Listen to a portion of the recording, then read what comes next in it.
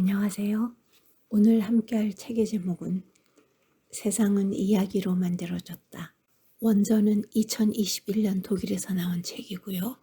저자는 두 명인데요. 자미라 엘 우아실, 프리드만 카릭지움, 김현정 옮김, 원더박스에서 23년 10월 16일에 발행했습니다. 저자들은 현재 독일의 다양한 매체에 기고하고 있는 언론인이자 작가들입니다. 이 책을 선택한 이유는 이 세상을 끌고 가는 이야기가 무엇인지 궁금했기 때문입니다. 이 책은 12장으로 구성되어 있고요. 본문이 540페이지에 달하는 상당히 두꺼운 책입니다. 제1장 프롤로그가 이렇게 시작합니다. 내기와 관련된 어니스트 해밍웨이의 일화로 시작해보자. 해밍웨이는 몇몇 작가와 함께 식당에 앉아 자신이 6단어로 이야기를 쓸 수 있다고 내기를 걸었다. 그는 각각에게서 $10를 걷고 냅킨에 이렇게 적었다. 팝니다. 아기 신발. 한 번도 안 신었습니다. For sale. Baby shoes. Never worn. 여러분은 어떠세요? 이 6단어가 여러분 머릿속에 많은 이야기를 해주고 있지 않나요? 모든 이야기에는 마치 러시아 인형 마트로시카처럼 더 작은 단위가 존재한다. 무수한 다른 이야기들을 싹 틔울 수 있는 이야기의 핵심. 우리는 그것을 내러티브라고 부른다. 내러티브는 잠재의식의 메시지를 세상에 전달한다.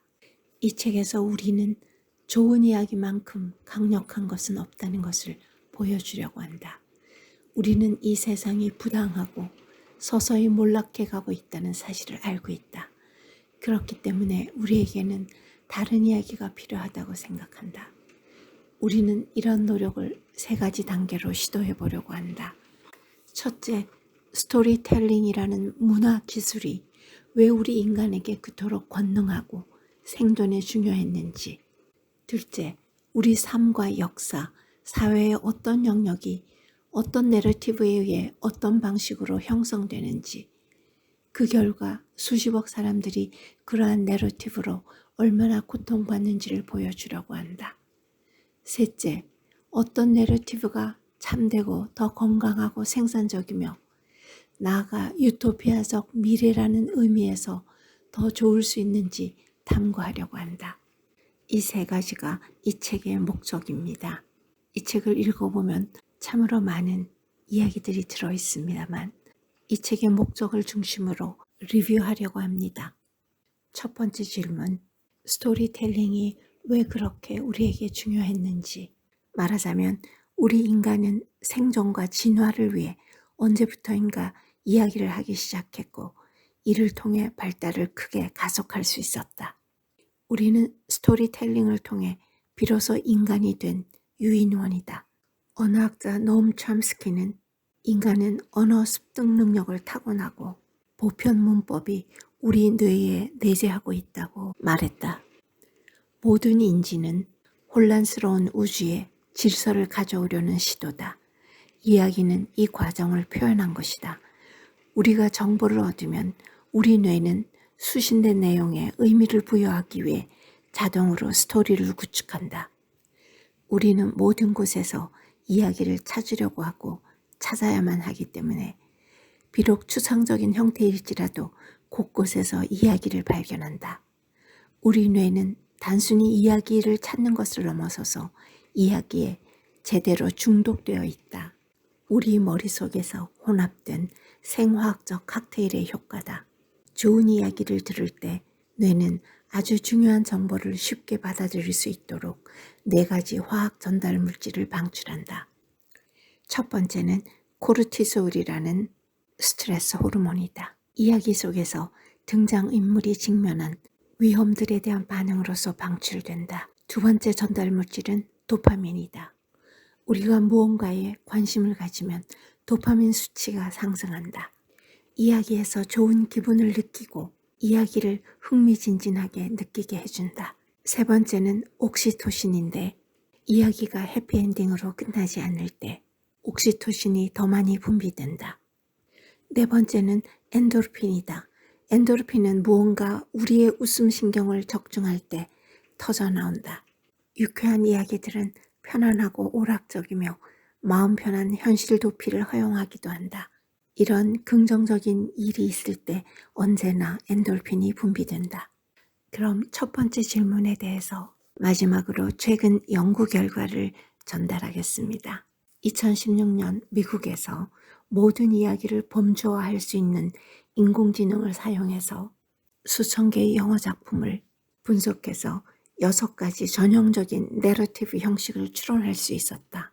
그 첫 번째는 주인공이 최저점에서 시작하여 커다란 해피엔딩을 향해 나아가는 누더기에서 제물로, 올리버 트위스트, 이상한 나라의 앨리스, 정글북 같은 소설이나 쇼생크 탈출 같은 영화가 여기에 속한다. 두 번째는 모든 것이 반대로 일어나는 제물에서 누더기로이다. 로미오와 줄리엣, 지킬 박사와 하이드 같은 작품이다. 세 번째는 Man in Hole, 누군가 서사적으로 구덩이에 빠졌다가 거기에서 다시 빠져나오는 탈출 스토리나 범죄 스토리가 여기에 해당한다. 대부, 오즈의 마법사, 니모를 찾아서 등이 대표적인 예다. 네 번째는 이카루스, 세 번째와 정반대다. 즉, 주인공이 먼저 위로 상승한 다음 가혹하게 추락한다. 마지막에 주인공은 처음에서처럼 감정적으로 바닥 지점에 있다. 위대한 개츠비나 맥베스를 예로 들 수 있다. 다섯 번째는 신데렐라, 즉 고전적인 영웅 여정에 가장 가깝다. 처음에는 상승하다가 이야기가 본격적으로 진행되는 시점에서 하강하고 그 이후 다시 상승하기 위해 우뚝 일어선다. 우리가 잘 알고 있는 루크 스카이워커나 예수, 붓다의 이야기가 그러하다. 마지막 6번째는 오이디푸스, 신데렐라의 줄거리 구성과 반대다. 등장인물이 처음에 강한 타격을 경험하고 중간에 상승하지만 결국 비극적인 결말을 맞는다. 프랑켄슈타인, 모비 디크, 내 어머니의 모든 것 등이 이러한 불운한 곡선을 따른다. 2018년 영국에서 6,000편의 영화를 분석한 연구에서도 이 6가지 구조적 원형이 발견되었다. 그럼 두 번째 질문으로 넘어가겠습니다. 우리 삶과 역사 사회에서 어떤 내러티브가 작용하고 있는지, 그 결과 어떤 일들이 일어났는지. 최초의 내러티브는 우리에게 너무나 익숙한 누구나 자기 행복을 만들 수 있다라는 것이다. 신자유주의적 개인주의가 담겨있는 이 내러티브는 약속인 동시에 요구이다. 행복과 불행에 대한 책임이 자기 자신에게 있다는 고대 그리스의 초기 개인주의 영향으로 서양적 사고의 근간이 되었다. 물론 동양은 좀 다르지요. 하나님이 그들에게 복을 주시며 그들에게 이르시되 생육하고 번성하여 땅에 충만하라. 여러분은 아마도 이 문구의 출처를 알고 있을 것이다. 성경은 인간의 우월성과 지구의 이용 가능성에 대한 내러티브 중 가장 오래되고 가장 위험한 책이라고 저자는 말합니다. 이른바 기후위기라는 인류 최대의 실존 위기를 가져왔기 때문이다. 또한 자신이 속한 집단의 우월성과 다른 집단의 열등감, 모든 나쁜 것에 대한 책임을 다른 집단으로 돌리고 그들과의 싸움을 정당화하며 필요하다면 그들을 없애는 내용을 다루는 내러티브는 성경보다 더 오래되었으며 어쩌면 인류만큼 오래된 것이다. 이 내러티브는 우리의 가장 천박한 본능과 인간의 가장 어두운 면을 나타내는 폭력에 대한 막강한 이야기로 탈바꿈시킨다. 반유대주의, 파시즘, 여성 혐오와 같은 형태로 나타나며 다른 종교, 다른 피부색, 다른 문화에 대해 등을 돌리게 한다. 조셉 캠벌이 얘기했듯이 모든 신화와 전설에는 하나의 패턴이 있다. 육체적인 모험을 통해서 정신적 발견, 즉 내적 변화를 가져온다는 것이다. 그런 스토리에는 반드시 멘토가 되는 구원자, 적대자인 악령, 그리고 주인공인 영웅이 있어야 한다. 기후 스토리가 실패하는 이유는 적대자가 없거나 아니면 너무 많기 때문이다. 우리 모두에게 어느 정도의 책임이 있으니까요. 이제 마지막 세 번째 질문을 보겠습니다. 앞으로 우리에게 어떤 내러티브가 필요한가? 이제는 좋은 소식을 전할 차례다. 그것은 바로 모든 영웅 여정에서처럼 이 문제의 해결책도 이미 우리 안에 있기 때문이다.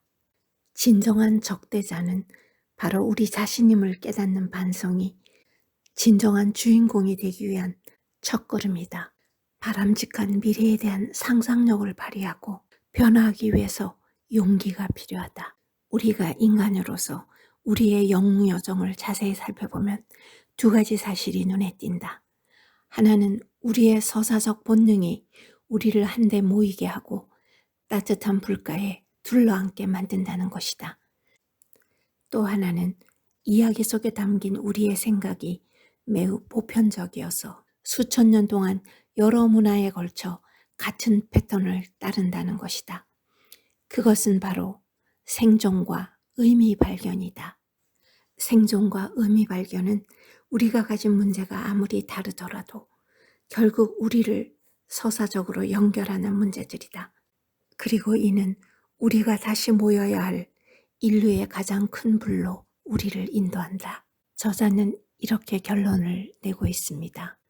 우리는 지금 모두가 자기의 왕인 시대에 살고 있습니다. 그리고 인터넷은 우리를 스토리의 폭발 시대에 살게 합니다. 가장 효과적인 메타 내러티브인 종교와 산업사회에서 등장한 경제라는 개념, 그리고 능력주의라는 개념에서 벗어나 우리 한 사람 한 사람이 명예에 따라 행동하고 더 이상 적대자가 되지 않으며 이러한 변화에 대해서 서로 이야기하는 장을 만들다는 것이 저자의 제안입니다. 저자는 개인의 행복에 대해서도 이렇게 이야기합니다. 우리에게 가장 확실한 행복을 제공하는 것은 몰입이다. 소통하고 감사하는 법, 그리고 영향을 미칠 수 없는 것에 대해서는 근심하지 않는 법을 배우는 것이 좋다고 말합니다. 저의 리뷰를 들어보시고 이 책을 읽으시면 더욱더 즐길 수 있을 겁니다. 이가피 교수의 신간 읽기였습니다. 감사합니다.